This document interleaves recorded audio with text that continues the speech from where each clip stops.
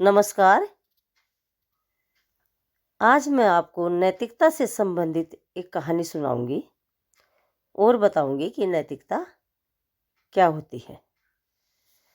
जैसा कि हम सब जानते हैं कि मनुष्य एक सामाजिक प्राणी है और जो मूल्य या तत्व उसे समाज के साथ समायोजन करने में उसकी सहायता करते हैं एवं उसे गुणवान और आज्ञाकारी बनाते हैं।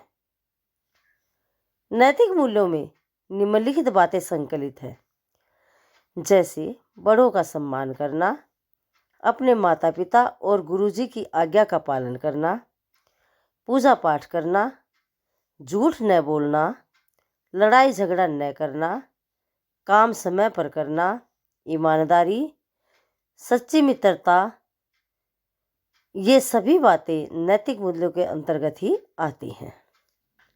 और आज मैं भी ऐसी ही कहानी सुनाने जा रही हूँ जिसका शीर्षक है सच्ची मित्रता।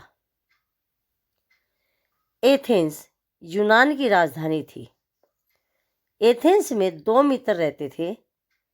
उनका नाम था पीथियस और दामन। दोनों बहादुर थे और नेक दिल वाले थे। एक दिन किसी बात पर बादशाह दामन से नाराज हो गई और उसे फांसी का दंड दे दिया।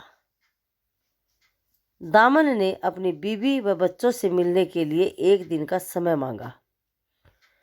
बादशाह उसे बिना जमानत के छोड़ना नहीं चाहते थे और जब यह बात दामन के मित्र पीथियस को पता चली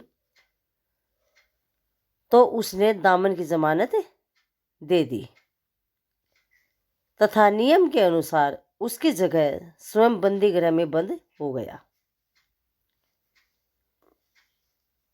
अब देखिए घटना क्या घटी कि दामन नियत समय पर नहीं लौटा और कानून के अनुसार पीथियस को फांसी के फंदे पर चढ़ने के लिए तैयार होना पड़ा।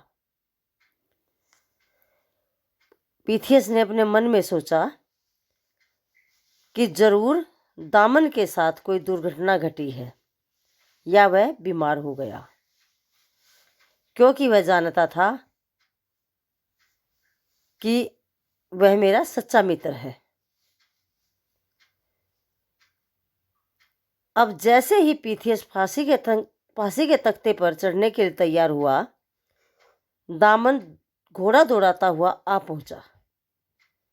उसका पहला घोड़ा थककर मर गया था और उसे दूसरा घोड़ा ढूंढने में समय लग गया था, जिसके कारण वह समय पर नहीं पहुंच पाया था।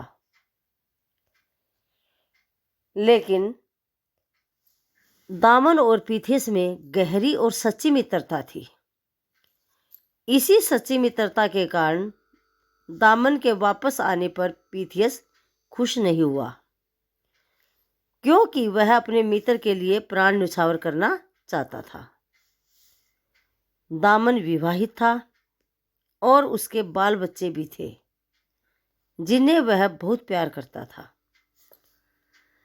अब फांसी पर चढ़ने के लिए दोनों लड़ने झगड़ने लगे। उन्हें फांसी पर चढ़ने के लिए लड़ते झगड़ते देखकर राजा ने सोचा कि ऐसी मित्रता मैंने कभी नहीं देखी।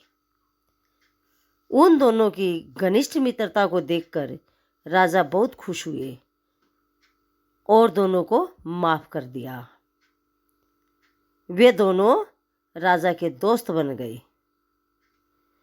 तो देखिए,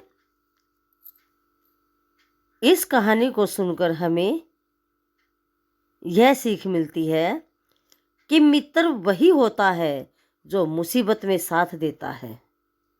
सच्चा मित्र एक अनमोल धन और संपत्ति की तरह होता है। सच कहा है, खोई हुई संपत्ति और धन को पाया जा सकता है, लेकिन सच्चे मित्र की मित्रता खोने से वापस नहीं मिलती। तो मित्र ऐसा ही बनाइए जो हमारा मुसीबत में साथ दे। धन्यवाद।